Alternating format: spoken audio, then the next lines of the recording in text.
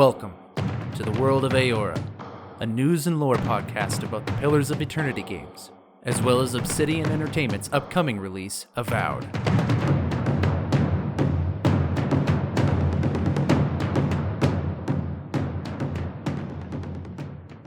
Hello everybody, and welcome to another episode of the World of Eora. I'm your host, Eric, aka Gingerino. Thanks everyone for joining me on another episode as we dive into the history, lore, and game mechanics for Pillars of Eternity as we gear up for the release of Avowed. For those wondering why we pair Pillars of Eternity with Avowed, it's because they share the same fantasy world known as Eora. And so as the theory goes, if we dive into the games, the first Pillars of Eternity games, we can hype ourselves up for Avowed as it undergoes development, and as well, when the game releases, we can have a deeper understanding of the world that the game is played in. We can understand the nuances that Obsidian will include in its narratives. We can understand what the NPCs are talking about when they refer to different factions or things that the world runs on, etc., etc. As well as just a point for us to, geek out and nerd out about this kind of stuff, because we're into this kind of thing, right?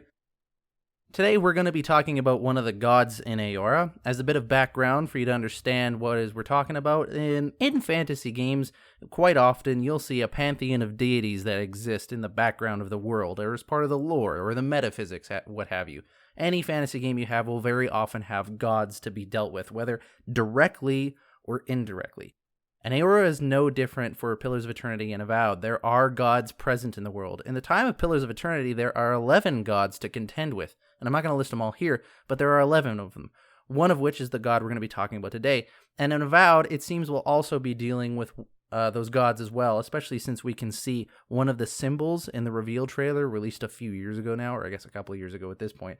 So the gods will very likely play a point in the story of Avowed, as they're very heavily tied to what makes this world the way that it is. The god in question that we're going to be discussing today is Galawain, Lord of the Hunt in all of its forms, and I'm kind of surprised actually that I haven't done an episode about him to this point in time. When the reveal trailer for Avowed first came out, a lot of people were speculating that the statue that you see of the man with the wolf and the sword was Galawain.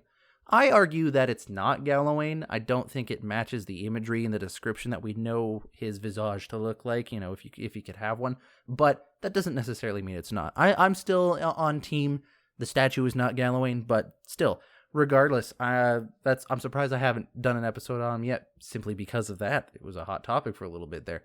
But yeah, we're going to be talking about Galawain, the Lord of the Hunt in all his forms. The only thing we really need to know about Galawain moving forward is that he is the god of monsters and beasts and the hunt, obviously, nature, things like that, pursuit and discovery. We're going to get into it right away. There's no news to go over. I know that a lot of us were hoping the Game Awards might have something, not even necessarily Avowed related, but perhaps even Obsidian related, but not even a peep about anything, which I know a lot of us are disappointed about. I am disappointed too, not in the sense of like I'm disappointed in Obsidian or Xbox, more so just like, that would have been nice. But I get it. Maybe there's nothing to talk about, or maybe it's too early to talk about it, There's a lot of valid reasons why something might not show up there, and that's okay with me. I also heard that Microsoft was taking a back seat on reveals at the Game Awards simply because of what's going on with their Activision takeover that they're trying to do. I don't know if there's any validity to that argument, but whatever. It doesn't change the reality of the situation we're in. So I'm looking forward to the future optimistically. I'm sure Xbox is going to put out their own reveal show at some point in the future. They tend to like to do that kind of stuff. And you know what? The news will come out when it does. For now, you got this show, and Avowed cast, and a myriad of YouTube videos if you search for it, and anything else someone here wants to put up together. So, let's get into today's lore. I'm curious. What exactly did you find there? So Galawain goes by a number of different names. You can hear him be referred to as the Seeker God, the Clever Hound, Lord of the Hunt, Faces of the Hunt, Father of Monsters, the Changeling, or Tuamawai, if you're part of the Huana culture from Pillars of Eternity 2, Deadfire. Reading off of the Pillars of Eternity fandom Wikipedia article for Galawain, we see Galawain is patron of the hunt in all of its forms. He is also protector of wild places and untamed wilderness, where the hunt manifests in its purest form as a daily struggle for survival. And that's kind of the very quick description of Galawain. When you start to get into Galawain theology and philosophy, you understand it's more than just about this bushman in the woods who's learning to survive by killing wolves and stalgers and all that stuff. It's about the pursuit of discovery and survival as well. And I think that the hunt just, the idea of hunting or being hunted or something like that just really personifies what he's about. As a god in the world of Eora, Galawain has a portfolio of domains. And what I mean by that is that there are aspects to existence in Eora, to that reality, that match who Galawain is. So, like, in some fantasy worlds, you'll see, like, this person is god of fire, and that means they're just in charge of fire. But in other instances, a god of fire means that fire somehow personifies that god and who they are as a personality. And so when we look at Galawain, the portfolio of things that he is in charge of, that he's the god of, Galawain is the god of pursuit, discovery, perseverance, the hunt, assassins, wilderness, and predatory beasts. That's a list of things that Galawain has a portfolio of domains for. And it's these intersection of these 7 different domains that really kind of tell you who and what Galawain is, both as a deity and as kind of like a personality. Now, going to the Pillars of Eternity Collector's Book, page 22 to 23, you can read the official write-up published by Dark Horse, written up by Obsidian, I imagine, for the official lore about Galawain, the god. I always find Galawain to be one of the main gods, by the way, that is depicted in the artwork for Pillars of Eternity. So if you have Pillars of Eternity 1 or 2 on PC, and you look in the files in your PC for the game, you can find artwork for a various amount of things. And not all of the gods in the world have artwork or statues or drawings of them, but Woedica and Galawain for sure do. And that makes me think that Galawain was meant to be a much bigger part of the story than we know about from the first 2 Pillars of Eternity games, or if there's something else going on, or maybe it had something to do with the Kickstarter. Maybe they never reached something, I don't know. But anyways, I feel like there's a lot behind Galawain that hasn't come to the surface yet, necessarily. Anyways, here's the official lore that we'll go through, and I'll add commentary as we go. Galawain is patron of the hunt in all its forms, and he is honored by those whose occupations are concerned with pursuit and discovery. His faithful include frontiersmen, constables, treasure seekers, explorers, and even scholars, many of whom wear his carved symbol, a dog's head, around their wrist or neck. So this first part really kind of helps personify who and what Galawain is. So hunt in all of its forms. And I think that last part, in all of its forms, is very important. When we think patron god of the hunt in all of its forms, it's very easy to think of like, oh, I'm going fox hunting on my horse and what have you, or, I'm going out with nothing but my eye patch and my knife, and I'm going to stab myself the biggest tiger in these jungles that you could ever see. It's easy to think of something like that, like a hunt in there, but there's also different forms of hunting. And when you take a look at the list of people, the kind of people that will worship Galawain or pray to Galawain, we even have things like scholars. And that's because I think a lot of scholars are on the hunt for answers. Now that might sound a little funny. That might feel like, oh, Eric, you're really trying to make this fit right now, aren't you? It's like, no. Like it says, the patron god of the hunt in all of its forms. And I think that there is a hunt, in a sense, when you're looking for answers to questions about things that you're researching, The idea of the hunt is that you are tracking something. You know that there's something there. You're trying to find it, and you're trying to overcome it. You're trying to subdue it and come out the other side successfully, if you will. And I think there's a lot of that would be analogous to being like a scholarly academic researcher. So I think a lot of people, unknowingly, would be people that could pray to Galawain. Now, when we look at this list of people, we have frontiersmen, constables, treasure seekers, explorers, and even scholars.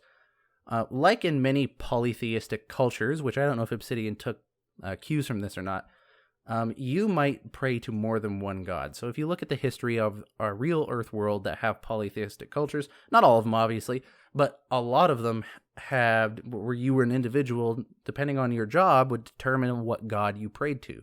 And depending on what things you interacted with on your daily life would depend on what god or gods you would pray to. Sometimes you would pray to more than one god in a day. Like, I pray to the god of rain that my crops might see rain, but I also pray to the god of health that my child who is sick heals or something overnight, So like you pray to more than one god. And so it makes sense that these occupations, these people who have these jobs we listed, would pray to Galawain at some point in their day, or even devote the main entirety of their religious life to Galawain. Moving on back on with the lore. He is also a protector of wild places and untamed wilderness, where the hunt manifests in its purest form as a daily struggle for survival. And that's another aspect to Galawain that is important, is the struggle for survival. That every day is a struggle, and that you have to overcome something that is stronger than you, or you have to try to become stronger than things around you to survive. Galawain, I think, would be a lot more of a fan of the strong eat the weak kind of mentality. That you have to be stronger than those around you to be able to be better, and then that therefore means you are more powerful in the environment that you're in, and that you influence that area that you're in and that environment you're in for the direction that it's going to go. Whether that's for better or worse is, I guess, up to someone else to decide, but still, I think that's how Galawain would tend towards. Perseverance and cleverness are prized by Galawain above brute strength. He particularly delights in turnabout, the transformation of prey into predator, or any sort of reversal where the weak gains an advantage over the strong. So this is something interesting about Galawain. So like I did just say that Galawain would probably be more of a fan of like the strong eat the weak. He's also not just a fan of brute strength. Cleverness is important to Galawain, and I think that matters a lot because it's very easy, I would think, to stereotype this deity and the people that would follow this deity into thinking that it's just about who's a better huntsman, who's better at surviving in the woods, but it's also about cleverness. So it's all about using your mind to overcome things around you, because yeah, sure, this Stalgar you're coming up against, which is like a fantasy saber-toothed tiger in this world, you're going up against this thing. It's much stronger, more deadlier than you, but you have something the Stalgar doesn't have, and that is conscious thought, or at least, the ability to reason and maybe come up with a way to trap it, something like that, and using that to your advantage to overcome this admittedly stronger foe is something that pleases Galawain. Animals that assist mortals in the hunt, example as dogs or falcons, are particularly sacred to the seeker god, so Galawain really values these animals as helpers in the hunt. And slaying or abusing them is thought to draw his ire. In stories, his punishment is often meted out by transformation into a prey species, with the offender left to the mercy of the very animals that he formerly abused. So it sounds like if you're an animal abuser, then Galawain's going to turn you into an animal that's further down the food chain than the one you're abusing, so it can eat you. And now you can feel what it's like to be on the other end of it. So I wouldn't piss off Galawain if I was you. Which is interesting to think about in terms of the game. Like, is that something that could happen to you? Like, you know how in every game we're always like, I gotta punch the chicken. I just have to. Ever since Legend of Zelda, you have to stab the chicken with a sword. Well, wouldn't it be great in Avowed if you see the chicken, you're like, oh, it's gamer law, I have to go slash the chicken with a sword. You slash the chicken with the sword, all of a sudden you get turned into, I don't know, a bug, and now the chicken chases you, and as long as you survive the next 30 seconds, you'll turn back into yourself. But I would like, hey, those of you over at Obsidian, if you're looking for some unique twist on the abusing chickens trope that's in video game history, maybe do something like that. Make the chicken turn huge so that it can try to eat you for once. That would be good. Anyways, back to the book. In the mortal world, Galawain often manifests as a wolf or a dog, though he may also appear as the Changeling. That's capital C, Changeling. A broad-shouldered man with shaggy hair and beard, nut-brown skin, and some animal traits. Example, pointed hairy ears like an Orlan's, and sharp canine teeth. As the Changeling, he is almost always accompanied by his pack, a fearsome assortment of predatory beasts. This is the main reason that I don't think that the statue in Avowed reveal trailer can be Galawain, because it doesn't match this description of what his form is. So his manifested form in the real world, when he decides to say, I'm gonna go visit the mortals today and see what they up to. This is what Galawain looks like. Okay, broad-shouldered, yes, shaggy hair and beard. Well, the statue wasn't depicted quite like that. We can't tell the color, but it doesn't really have many animal traits like the pointed hairy ears or the canine teeth. As well, the only animal that was accompanying the statue in the reveal trailer for Avowed was just a wolf. But the Changeling is supposed to have like a wolf and a bear and a Stalgar and other predatory beasts. And there's also no mention of a sword. So that's why I don't think the hero statue thing that we see there is Galawain in any sort of way. I just think that it's somebody important to the Avowed world. I guess we'll find out. Legends suggest that Galawain once served as a divine enforcer, destroying those who defied the gods. Such stories seem to date from the vanished era when Woodica ruled the other gods, for it is often she who commands the Seeker, that's the god Galawain, to destroy a hapless individual, or, in some cases, an entire mortal city. So it seems like Galawain is kind of like the guy to send when you want to mess some people up, or at least if the gods want to mess somebody up, they're like, we're going to send Galawain after you. So that threat could be something that you do not want to have uttered towards you. Can you imagine if in the game of Avowed you do something that lays a curse upon you, that you get like the mark of the hunted? You know, you always see that in TV shows where one of the main characters gets a mark put on their chest that they can never get rid of, and some like mythical hunter or huntress just pursues them, you know, almost ethereally, and just cannot stop until they're destroyed. You know, I could see that being kind of something that would happen here with Galawain. Though he has not served this role for centuries, which is, you know, to be the big bad guy that the gods send toward people, many believe that he would do so again if the need arose, and mortal assassins still consider him to be their divine patron. So assassins pray to the god Galawain a lot. Makes sense, considering he was basically the deified assassin of the group. For some Glenfathan clans, the Seeker God has a particularly important role. It is he who confers legitimacy upon their leadership, Amanfatha and Amamanfatha for males and females, respectively. So, Glenfathan clans are a faction that exists within the Pillars of Eternity world. In the first game, you get to meet them. They are essentially the native peoples of the Eastern Reach, which is the area that the first Pillars of Eternity game is played in. So they're the native tribes that have existed there before the colonists that come along, the Deerwoodens. They're the native tribes that are there. And the leadership of these Glenfathan tribes, the main leadership is the Amanfatha and the Amenamanfatha, which are just basically king and queen, if you want to put it into layman terms. But that's kind of what's going on there. So they would pray to the Seeker God Galawain for legitimacy in their rule. It is he who confers legitimacy upon the leadership, who are expected to be cunning, effective leaders of the hunt. So you probably have to be proficient at hunting in order to become a leader of the Glenfathans. When an Amanfath is dying, he is carried into the deep forest and to be left there to be claimed by the Seeker God. If the Seeker God deems an Amanfath worthy, the Glenfathans believe that he will leave the corpse intact, carrying off the chief's soul to join his pack. That's an interesting little religious thing there. So if you're like the leader of this group, you will get taken out to the woods as you're dying and left to die. And if they come back and your body is intact, then that means that Galawain approved of you in some way. He just took your soul, but he told the rest of the surrounding animals to not mess with your corpse as a manner of respect for you. So it's more personality of what we're getting from with this Galawain guy.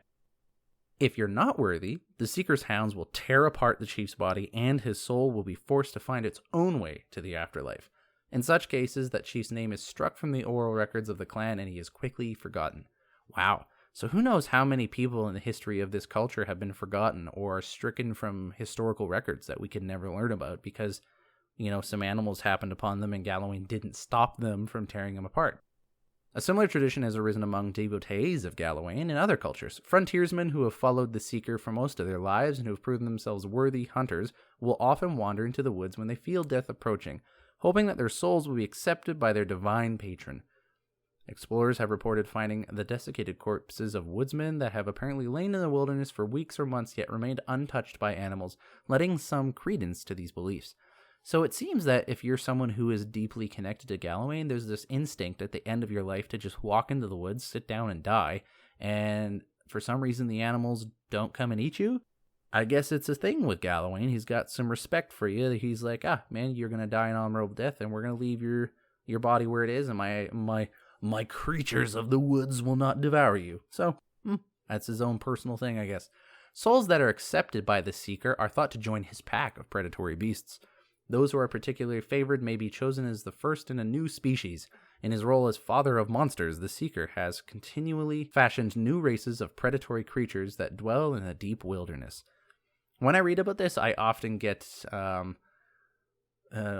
what's the thing from Skyrim? Oh, Hircine, that's the one. I'm always getting Hircine vibes from this. From like, if you're a person who is attached to Hircine from Skyrim and you die, then you get to go to his hunting grounds for the rest of eternity, and people are like, oh, that sounds great. And it sounds like a lot of people who worship Galawain also have the same sentiment of, oh, I get to become one of the predatory beasts in the realm of Galawain after I die.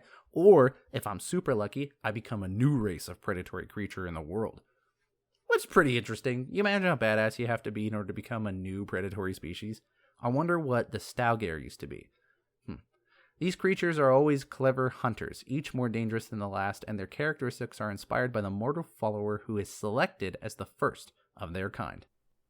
So there you go. That's Galawain. That's the official write-up for Galawain in the book, the collector's book for Pillars of Eternity, which you can still buy on Amazon. It's like $100-something though, so make sure you have the money for it if that's what you want to do. Or you can just read it through the PDF of your PC game files for Pillars of Eternity 1, which is what I'm doing, because I live on a budget. So with that, we're going to dive into some of the more tangential lore that's related to Galawain. The first thing I want to bring up is the godlike. Now, for those who haven't played Pillars of Eternity or are just curious about what that is, need a reminder, the godlike are one of the unique races that exist in the world of Eora. If you play fantasy games or read fantasy stories or watch fantasy movies, you'll be familiar with different worlds having unique races. Of course, we're used to certain tropes like elves, dwarves, and humans and the like, but there's always a unique one, right? There's always that one that's kind of different. If you play D&D, you get a whole bunch of them, something like tieflings, for example. There's unique races in things like Dragon Age and Skyrim. You got unique races in all sorts of fantasy games and worlds and stories. Eora is no different. In Eora, you have Amallans, you have Orlans, and you have godlike. What the godlike are, essentially, is you were a baby in the womb of your mama, and you were a normal person for a bit, and then one of the 11 gods of the world was like, I bless ya. And now you're what's called a godlike. You'll still have the form of your parents, so if you have elven parents, you'll have an elven figure, but your physiology will be entirely different. You'll look way different. You know, if you are blessed by the god of fire, then you might have fire for hair, you might have fire in your eyes, your skin might be cracked and crackling with sparks coming out them. In the case of Galawain, if you're a fetus in the womb and you're blessed by Galawain, you will become what's called a nature godlike, and you will take on natural tendencies. So you'll likely have things related to vegetation or to some sort of creature thing. So you could have horns, like a goat. You could have mushrooms or moss growing off of your body. You could have vines for hair. You could have antlers, like a deer. You know, it can be anything like that, and that would be a nature godlike. So you're blessed by Galawain and you become a nature god. Like you have this inherent connection to him, and you also get this unique ability that comes with it. I don't know, like flowers grow wherever you step, something like that. I don't know. It depends how they want to do it. Of course, that kind of thing could happen in Avowed. We could play as nature godlikes, or you can interact with nature godlikes, and we can see what kind of natural abilities that play into the world. Priests are a class of character that you can play in Pillars of Eternity. Whenever you play fantasy-based video games, you always get to pick a class.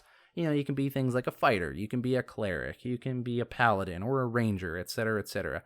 Priests are one of the kind of characters you can play in Pillars of Eternity, and they're usually they're priests. They're connected to one of the gods, and they live their life in devotion to that gods, and their magic is based off of who they worship, right? So there are priests to Galawain. Unfortunately, you cannot play as a Galawain priest in Pillars of Eternity 1 or 2, but they must exist within the lore. We don't necessarily know what they would behave like or what they would act like, but we could probably have some ideas. They would probably be clever people. You would expect them to be very clever people and very disciplined, but we don't know directly from playing the game. One person that I want to pay attention to in relation to kind of eking out the followers of Galawain, what it's like to follow Galawain, is a companion called Haravius. And Haravius is one of the companions you get in the first Pillars of Eternity game, one of the people that follow you throughout the game's story and who you learn about through playing the game. I'm not trying to get into too many spoilers for Haravius, but you eventually, through talking with him, learn that he had an event happen within his past that made him question his faith to Galawain, and he's starting to now explore a faith towards Wall, one of the other gods of the world. And the reason that he is kind of experimenting with this other god Wall is because he is seeking answers.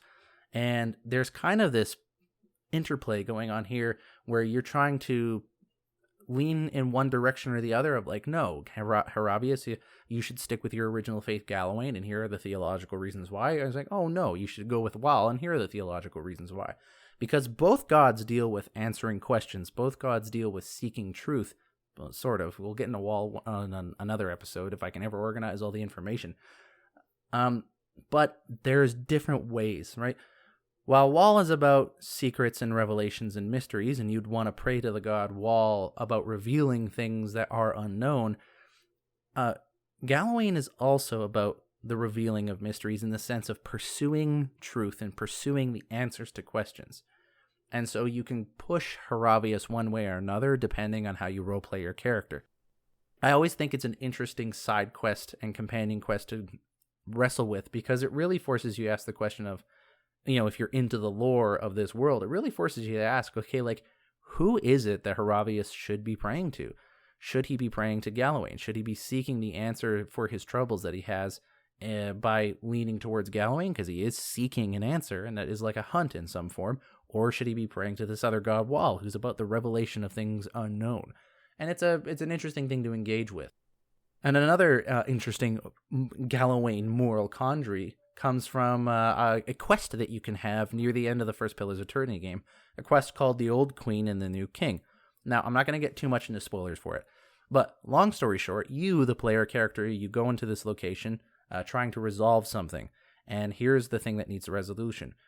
This faction called the Fangs has this old queen, which is basically a giant lioness named Sul, and this giant lioness is in charge of this area called Galawain's Maw. And I'm kind of going over the details there, so anyone who's like true nerds and geeks out there thinks I need to say more, I'm just trying to make it accessible to everybody. This giant lioness Sul is in charge of this area, Galawain's Maw. And there's this new kind of contender, this new predator in the area called Eranos, which is a giant bear, and it's a young bear, and this is supposed to be the new king. So here's the kind of moral quandary that exists within the Galawain theology, however, is that Sul, the giant lioness, is old, frail, and trying to protect her young, and is not in a condition, really, to take on the bear. Very likely wouldn't survive, right? So what this lioness is doing, is staying in her den, and basically forcing the bear to come to her, but then she's basically going to have the home field advantage to be able to take him down. The giant bear, however, is not wanting to go to the den, and instead is trying to lure this lioness out so that they can fight out in the open and he can be victorious, which he probably will. And the Fangs are kind of separated on what's right and what's wrong. At least that was my impression through playing the quest for maybe those who paid attention to it a little more. I didn't do this side quest as part of my main playthrough. I did this in my second playthrough, so I didn't pay attention to it as much. Whoops, my bad. But that's kind of the idea we're getting here of like, what's the right and wrong thing to do here? Because your character has to come in and kind of decide, okay, well, who is in the right? Sul, the giant lioness that is staying in her den, or Eranos, the giant bear that is kind of, and as far as a bear can do anyways, demand that the lioness meet him on his terms so that they can fight it out equally. There are merit to either side of the argument from a Galawain perspective. On the one side, Sul is using her advantage of where she lives to maintain power over the area. However, she's very clearly not going to be able to beat this bear, which means the bear is a better predator than she is. Therefore, it kind of should win. This bear should be the new king. It should take over the area.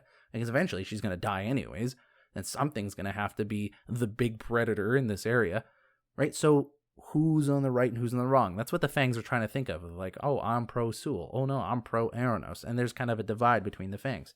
So that's a little moral quandary in that theology. And perhaps we can find some answers to this in the scriptures of Galawain priesthood. There are 2 books that exist within the video game to read as capital S scripture for Galawain. One is called the Book of the Hunt, and the other one is called the Great Western Stag. And we're going to read both, and we'll offer commentary on the way. So the first is Book of the Hunt. Book of the Hunt goes as such. When my students ask to be taught the way of Galawain, I tell them they have already failed. Does one ask a deer to present itself as dinner? Of course not. One must outwit, outmaneuver, and overpower the deer if one dreams of venison. So it is with the Seeker God. To ask a question is weakness and idle indecision. To seek answers is to understand and to become one with Galawain. Survival begins with strength from within. Right here, we learn a lot all about the theology of Galawain. First off, it's kind of interesting that to ask a question is weakness, and idle indecision to seek answers is to understand. It's funny because Haravius is trying to decide between Galawain and Wal, and in Wal's theology, it's all about questions. In fact, to not ask a question is kind of like a sin in his eyes, almost. Whereas with Galawain, sometimes just asking the question is a sin on its own, like a question without action. Obviously, it's not that you're not allowed to ask questions as someone who follows Galawain, but it's the idea of merely asking a question. At least that's what I'm getting from this as I read on. But I only strike my students when they ask the second stupid question, for all of us begin young and weak. It is a point fact, and not one of shame, and a central tenet to Galawain's teachings.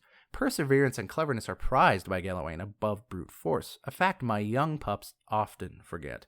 It is right and proper that the strong lead the weak, and it is equally proper that the strong be continually tested until the balance changes. Galawain celebrates the strength of the victor and the prowess of the well-fed predator. Above all, the clever hound celebrates the transformative nature of strength. Galawain's greatest desire for us is that the prey becomes predator. Mewling babes grow into strong hunters, and the lost find their own enlightenment. So here we learn about Galawain's understanding of what strength is. Now, obviously, Galawain prides strength in its normal sense, like just being a strong thing, a strong creature, but also learning to tune your own advantages to become strength over what was previously considered strong. So at one point, having brute force strength might have been the victor for the day, but then someone else comes along and they use strength of their wit, their mind, their charisma, whatever you want it to be, and then they overcome the battlefield, and now they are the victor. Galawain delights in this kind of thing, this kind of turning of prey into predator through different means of strength. And that's what he's getting at here. The Seeker God is easy to understand if one actively engages in the quest for knowledge, but his secrets are self-occluding to those who merely ask, desiring knowledge without the requisite hunt. My own flesh and blood once asked me, will learning to hunt please Galawain? I told him yes, but added, Galawain would prefer that you hunt to learn. And that kind of really sums up right there, is that merely asking without action is not okay. But it's the asking of questions and the pursuit of the answer to those questions that matter to Galawain. And so in this sense, even I would be a devotee of Galawain because, I like to seek out the truth in things. I like to ask questions and also seek the answers rather than just asking the questions. This is stupid. The first thing that came to my mind, literally the first thing that came to my mind was when I'm watching a TV show, especially an animated show, and I hear a voice or I see an actor, and I think to myself, I know that person from somewhere. Where do I know them from? And I know that the knee-jerk reaction is to be like, yo, Google, what's the answer? But from me, and again, this is stupid. This is such a dumb example. I should cut this out, but I'm not gonna. What I like to do is I like to almost pause the movie or TV show, sometimes not, but whoever I'm watching it with, be like, okay, I've seen him in this, or I've seen her in that, or like, oh, that voice sounds like it's from this movie. And then like we kind of work together and figure out who the person is. Now, I know that's not exactly what's going on here with Galawain, obviously, but it's that idea of like actually pursuing the answer. I suppose Googling the answer counts as pursuing the answer, but to me it seems like, I don't know, seems a little lazy in Galawain's eyes. I don't know. I'm not a very good Galawain-ian. Wait, what? Is that what it would be? Galawain-ian? Galawainite? Galawain-ian? I don't know. At World of Eora is my Twitter handle. What do you think a Galawain devotee would be called? Let me know. The other scripture book that we can read is called The Great Western Stag. This is, like I said, it's another capital S scripture, and it reads as such. It's more of a story, it seems like. One day, Aethys, which is one of the other 11 gods, god of light and redemption, one day Aethys was sitting on a wall, watching a cat play in the sun. A crystal hung in a nearby tree had fragmented a sunbeam and scattered small motes of light on the ground. They danced around the cat, sliding over him as he frantically batted at them. He spun in place, followed one as it rushed past him, and leapt on it, trying to pin it down. Aethys smiled, amused at the animal's tenacity. The cat landed on a spot, placing his paws over it, only to watch it flit away again. Aethys watched the cat's tail twitch and slap at the ground, annoyed that his prey could not be pinned. "Why must you tease him?" a voice said from behind, accompanied by the crunch of sandals on gravel. "I merely bring the dawn," Aethys responded. "I don't stoke the hunter's heart. That's your responsibility, isn't it?" "True," said the second voice, "but neither do you quell it. If the hunter could not see his prey, would he still hunt?" "So philosophical, Hylia," Aethys said, and turned to greet the two gods that approached him. "Have you come to debate the parallel between sight and desire?" He gestured to the wall, inviting Hylia and Galawain to join him. They sat in silence, watching the cat who continued to hunt the sun, fruitlessly swatting at another mote and then rolling onto his back. "I have created the ultimate prey," Aethys said, finally breaking the silence. "It can be tracked, it can be followed, it can be seen, but it can never be caught." Galawain laughed lightly. "You don't agree, Galawain?" Aethys asked. "While it's true that your creation is elusive, it can hardly be considered the ultimate prey because it can never be caught." He paused, his brow furrowed in thought. If that mote of light had substance, the hunter could subdue it. Otherwise, it's merely a dream, truly a fruitless endeavor. "All creatures spend their lives chasing fruitless endeavors," said Hylia. "It's the way of mortality." Galawain laughed again. "I could create a creature, a living creature of flesh and blood that could never be caught. I make your dream a reality." Now it was Aethys' turn to laugh. "You propose turning a fruitless dream into a fruitless reality? How is that any better? A life spent in the pursuit of attainable goal far exceeds any other. But you just said no one could catch this creature. This is not attainable." Galawain smiled. "Humanity has surprised us before. Indeed, it could surprise us again. I will create a great white stag, and I will set it free in the world. It will have grace, resilience, and tenacity. It will exist solely to be pursued for all its days, and it will never be caught. It will serve to inspire the hunt for generations to come. All those who wish for glory will invoke my name. All those who hear its story will ask for my blessing in finding it." Hylia shook her head and threw Galawain a bemused look. "I do not believe this is possible, so I too make an offer. To the person who catches this stag, and they will catch the stag, I bestow upon them its grace, resiliency, and tenacity. Thrice blessed they will be, and they will ask for my blessing on the hunt so they can obtain my boon." Galawain and Hylia took up arguing whose name should be invoked more when the hunt was on. Aethys sighed, a small smile playing at the edges of his mouth. He stood and looked at the sky. The sun had already started to hide itself behind the mountains. The cat, long ago tired of its stalking the motes, had fallen asleep beneath the tree. He turned and looked at the other gods, deep in debate, and sighed again. "I merely bring the dawn," he repeated, as he made his way down the path. "It is up to you to see what I reveal." So there you go. That's actually got a little bit to do with Aethys and Hylia as well, but Galawain's definitely in there. So they're arguing on whether or not who is going to be called upon, Galawain or Hylia, in the pursuit of this great white stag, the hunt for this great white stag. And they're kind of talking about whether or not this is a worthy hunt, this idea of a cat chasing a mote of light, because it can never truly catch it, you know? There's an interesting kind of like question that's behind that, and I'm really into that. All right, and here we are, 40 minutes into recording, and it's time to get to the "What's this going to be like in Avowed" section. Is an oath worth the weight of a crown? Now, before I jump into what this is going to mean in Avowed, I do want to point out that there is other lore related to Galawain, but I also don't want this episode to go 2 hours long.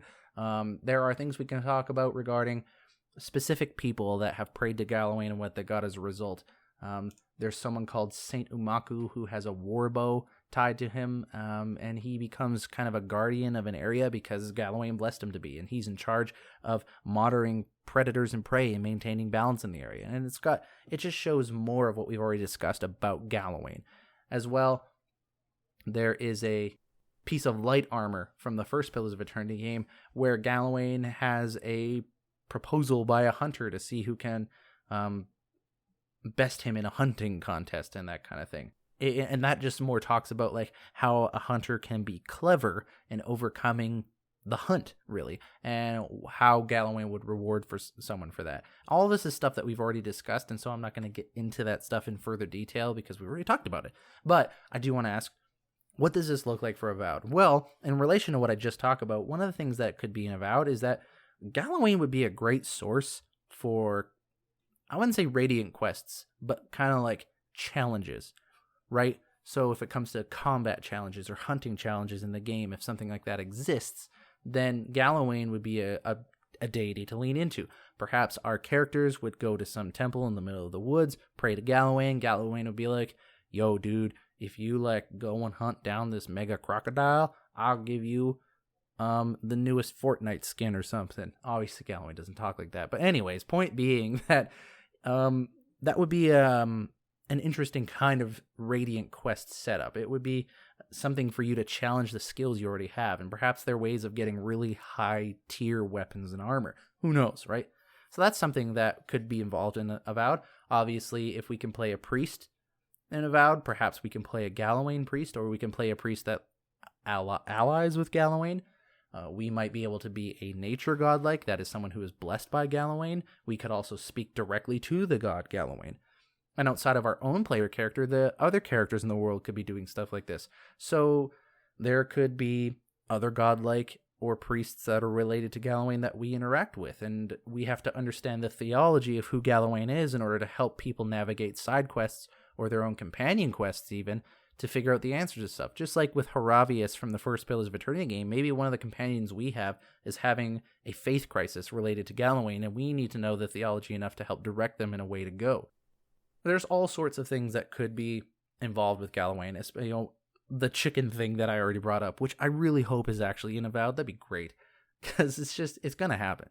If there's chickens in that game, gamers will slash the chickens. It's just law. You have to do it. So things like that.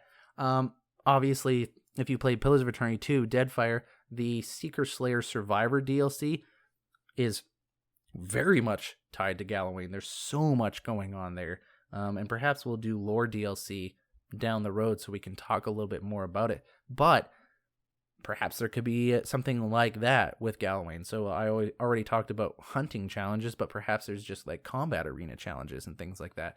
There's so much that could be involved with Galawain in Avowed, and I like all the ideas, and I'm interested to hear what you have to say. And this is how I'm going to transition to the end of the episode of how you can reach me. I'm interested in what you have to say. What are some ways that you think Galawain could be involved in Avowed? What are some things that you think Obsidian could do to involve Galawain that have your character or other characters tangibly related to Galawain? What are some ideas you have? Email me, worldofeora@gmail.com, or reach me on Twitter @worldofeora. If you just want to ask a question about the show or about the game or about the lore or about me, or just talk about your experiences with Pillars of Eternity, or criticize something that I missed or said wrong or said right, or whatever, send me an email, send me a tweet. I love talking about this stuff. And despite what most people probably think, I love being corrected because I can be wrong. Of course I can be wrong. Anyone can be wrong, and I like to be corrected so I can give you guys the truth, which is what I think Galawain would want in the end. I think he would want us to learn the truth of the matter. And I'm going to help you guys get there. I'm part of this hunt in this form to get the truth of the Eoran fantasy world out there, so those of you who play Avowed can understand what it is you're getting into. And before I sign off, there's just one thing left that I want to do. I want to give a shout out to Perfidia45. I hope I'm saying that right. Prfida. Yeah, Perfidia45. I just want to give a quick shout out. 5-star review on Apple Podcasts. Thank you so much. Perfidia45, November 25th, you posted, great podcast, everything I was hoping to find. The nuanced and compelling fantasy world of Pillars of Eternity games has left me with a lot of questions after I finished my first playthrough. I totally get that. The first time I played Pillars of Eternity, I felt like I did not understand the world fully because so many questions. But something I love about games like this. I searched iTunes hoping to find a podcast to help satisfy my curiosity, and bam, the World of Eora is exactly what I was listening for. Host Eric does a fantastic job. Oh, thank you. Both discussing the subject matter and respecting the experience of other players, including, no doubt, some very knowledgeable and opinionated fans of the game. Yes, there are a wide variety of people that listen to the show. I literally know people who listen to this show, they don't even know what Pillars of Eternity is. They don't know what Eora is. I don't understand why you're listening to this show. Don't get me wrong, happy you're here. So if you're listening to it, thanks for listening to the show. I love it. Write in, ask questions, or keep listening. I don't care. Maybe you just like the sound of my voice. I'm happy I'm providing some service. But I have people who don't know what Pillars of Eternity is at all. And then I have people who I think should be running this show because they know so much more than me at the drop of a hat. But yeah, Respecting experience of players, his earnest take is also very approachable. He relates ideas from the game to real-world culture and history without ever seeming pretentious. Thank you. I actually try really hard to not do that because I think that I naturally can sound pretentious. So I try really hard not to. So it's actually very affirming to hear you say that. Thank you. Eora is a fantasy world rich in lore and meaning, and I'm glad to be able to understand it better with Eric as my guide. Thank you for doing what you are doing. 5 stars. Perfidia45, thank you so much for that review. I loved it. It like elated me, and I was like, I have an energy right now that is just like, I'm not gonna be able to sleep tonight. I'm recording this before going to bed. I think I'm gonna have to go watch TV or read a book or something and calm down because I'm just like, yes, that's awesome. Thank you for that. Anyone else? So you leave a 5-star review, I'll read it on the show. Now, that's not my way of trying to lure people into giving me false 5-star reviews, but that is the truth of the matter. Heck, actually, if you give me a 1-star review, I'll probably read it on the show too. I don't think I'm that vain. Anyways, thank you so much. Just wanted to read that out in the show because it brightened my day, and I want you guys to know that. That's everything there is to talk about today. Not much to go over for myself. The only thing I've been doing lately is playing Grounded. And I don't know, I never do this on the show. I don't tell you guys what I'm playing. And I don't know if you want it or not, but here it is. I've been playing Grounded, and it's great. It's another Obsidian game, and I don't know what about it, because I don't like crafting survival games, but there's something about this game. They do it so well, and they do it so right, and I love that you don't have to be online with your friends at the same time all the time. You can, like, play a shared world where just you can log in or your friends can log in, and the changes they make will stay. Or you can play solo. Actually, playing a game solo would be a lot of fun. Maybe I should redo it. Anyways, that's all I've been playing lately. What have you guys been playing lately? Remember, worldofeora@gmail.com or at worldofeora. That's everything I have to say now. Thanks for following me on that. Anyways, thanks everyone for listening on today's episode where we rant and raved about Galawain, the Lord of the Hunt in all of its forms. And I'm sure some of you out there realize that you actually are a devotee of Galawain and you didn't even know it. My name's Eric. I've been your host. I'll see you guys next time.